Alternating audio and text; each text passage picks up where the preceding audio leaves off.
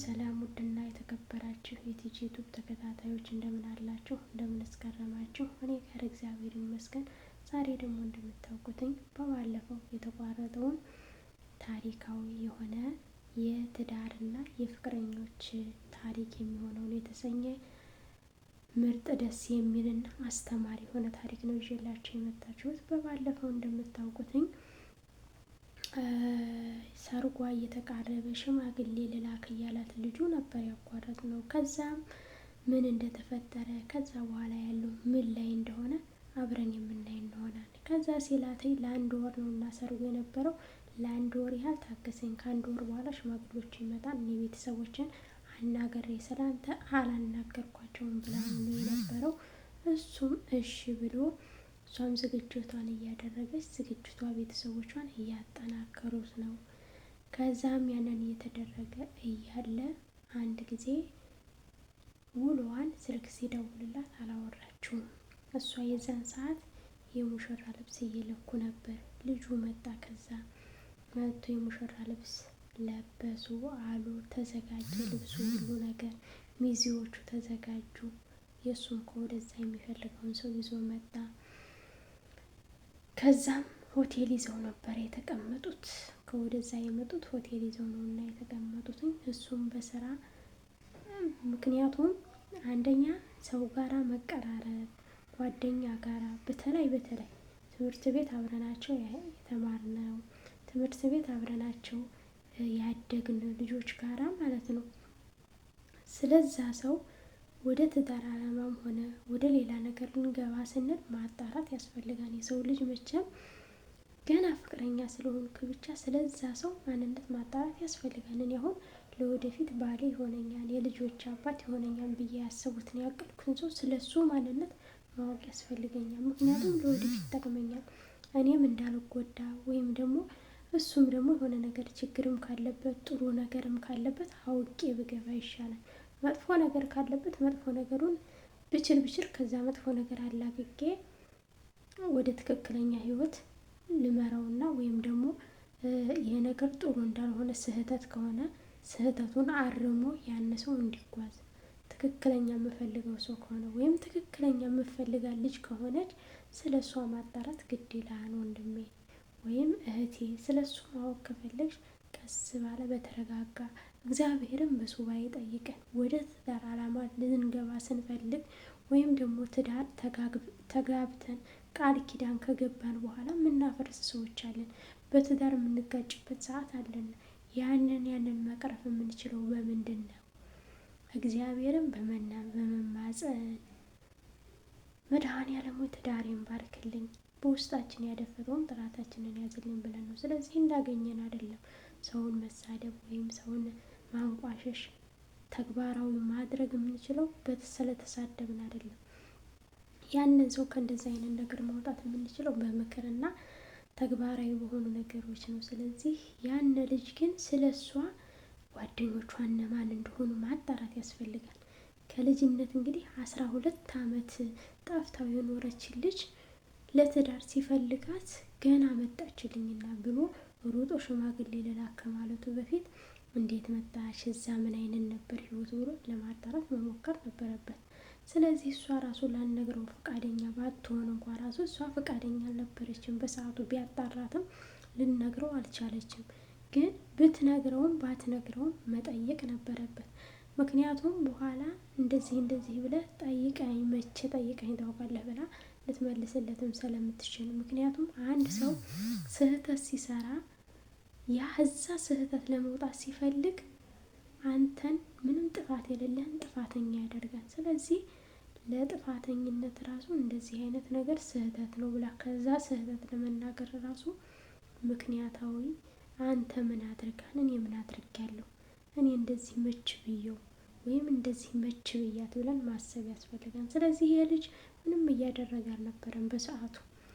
እሱ መንጣቷን ነው የተደሰተውና ሽማግሌውን ደግሞ ስታዘገይበት ያው ቤተሰቦችን አናግሬ በተረጋጋ መልኩ ብላ አስባ ነው የሚል ነው ሀሳብ የነበረው። ምክንያቱም በጣም ስለሚወዳት ከሚወዳትም የተነሳ በሙሉ ልቡ ስለማያምናት ማለት ነው። አያችሁ ፍቅርን እምነት ይኑሩ።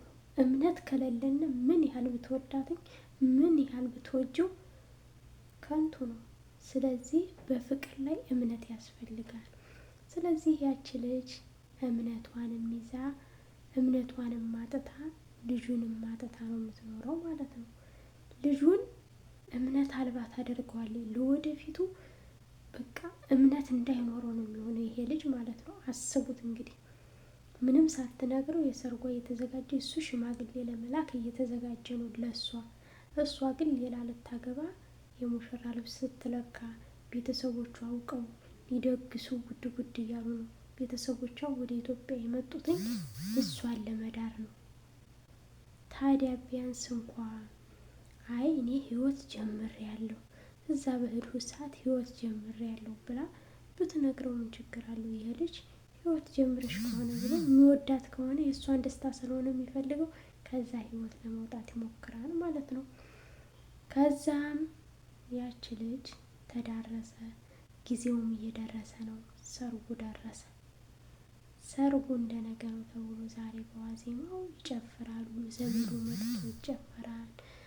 በቃ ሁሉ ነገር ሆኖ ሚዜዎቹ ይጨፍራሉ ይላሉ። ከዛም ይሄ ልጅ ስልክ ሲደወል አታነሳም። እሷ ከማጀት ውስጥ ነበረች። ከዛ እሱ አይ ዛሬ ከቤቷ ሂጄ ቤተሰቦቿን በስነ ስርዓት ማናገር አለብኝ። ምናልባት እሷ ፈርታ ሊሆን ይችላል። እኔ ስለ እኔ ራሴንም ማሳውቄ ከዛ ሽማግሌዎች የሚላኩበትም ማድረግ አለብኝ። ደፈር ብዬ መሄድ ያስፈልጋል። እኔ ቤተሰቦቿን እንትን ያልኩት ሽማግሌ ሳልክ በፊት ስለ እኔ እንትን አልልም ብዬ ነው። ደግሞ እኔ ከምነግራቸው እርሷ ብነግራት የተሻለ ብዬ ነው እንጂ የዚህን ያህል የምትፈራቸው ከሆነ ቤተሰቦቿን እኔ ሄጄ አናገራለሁ ብሎ አንድ ጓደኛው አብሮን ነበረና እስኪ ና እንሂድ አብረኸኝ አካሄደኝና እንደዚህ እንደዚህ ላድርግ ሲለው ወዴት ነው? እኔም ሰርግ ልሄድ ነበረ ምናምን ሲለው ኧረ ሰርግ ልትሄድ ነው እንዴ? አዎ ምክንያቱም የልጅነት ጓደኛው ናት ልጅቲቱ። የእሱ ጓደኛ የእሷም ጓደኞች ናቸው ማለት ነው። እንግዲህ አስቡት አብረሃቸው ትምህርት ቤት የተማርከው አብረሃቸው ያደግ ማለት ሰፈራቸው ትንሽ ቢራራቅም ግን ደግሞ አብረህ አድገህ ብዙ ነገር ትላለህ ማለት ነው።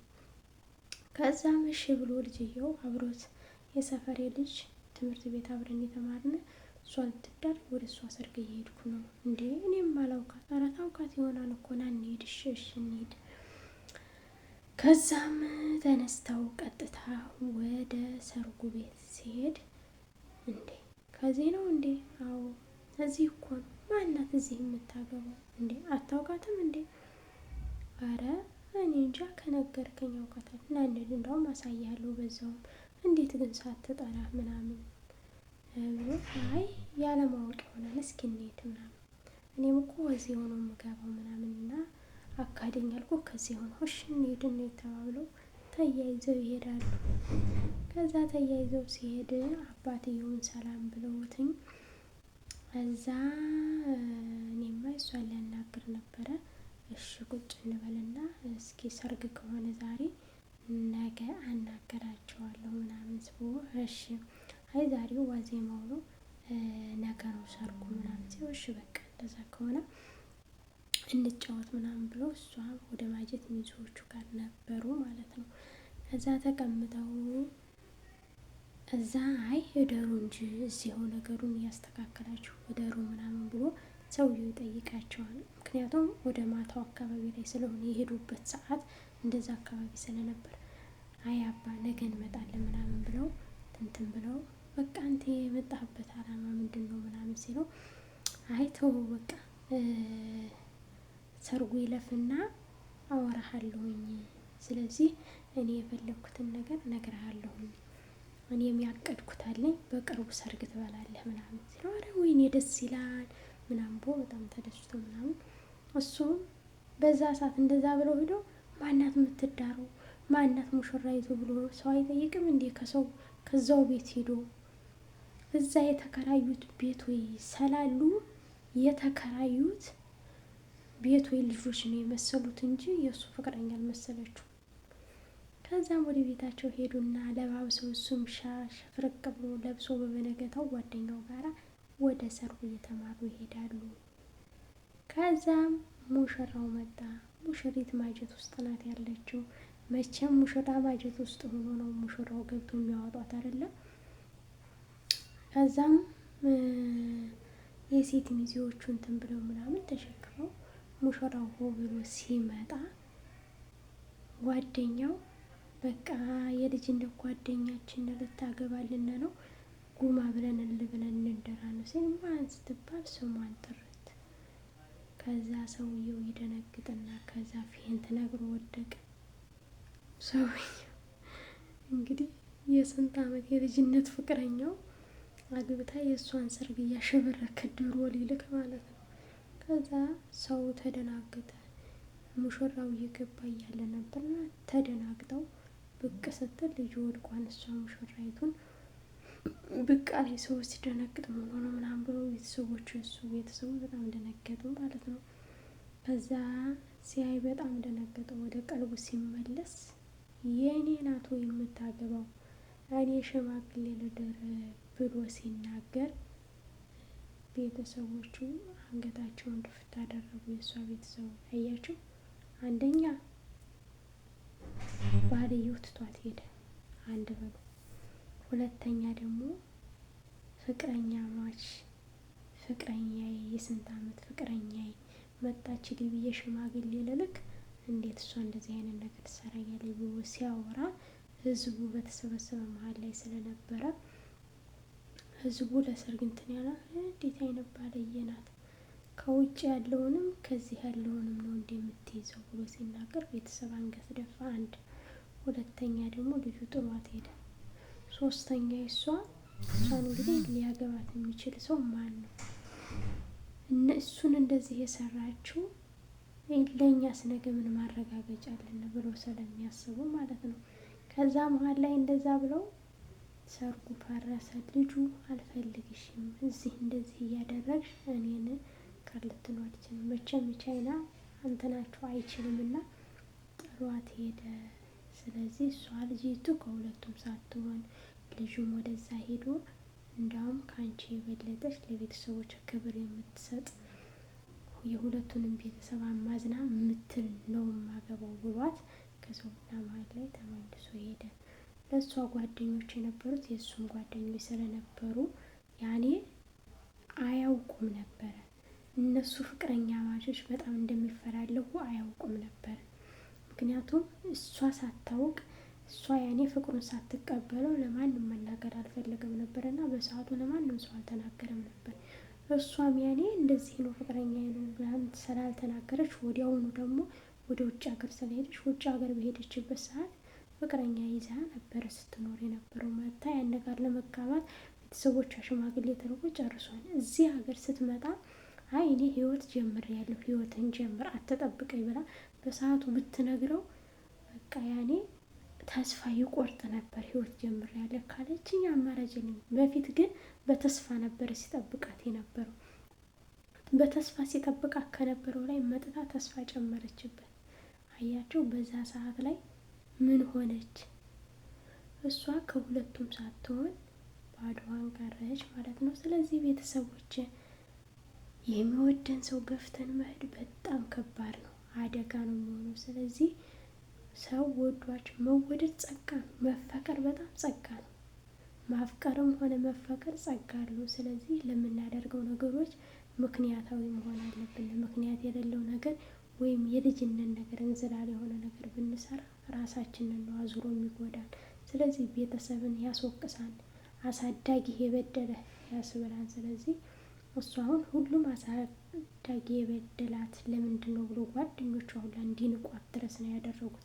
እነዛ ለሰርጉ አሸብርቀው ሊድሯት እልል ብለው ደስ ብሏቸው ሊድሯት የነበሩት ማለት ነው በአንድ የጠልተዋት ማለት ነው። ባለየንሽ ብለዋትኝ ስድ ነሽ ስድ ያሳደገሽ ብሎ ቤተሰቦቿን አሰድባ እሷንም ንቀዋት ነው እና የሄዱ ትላለሁ።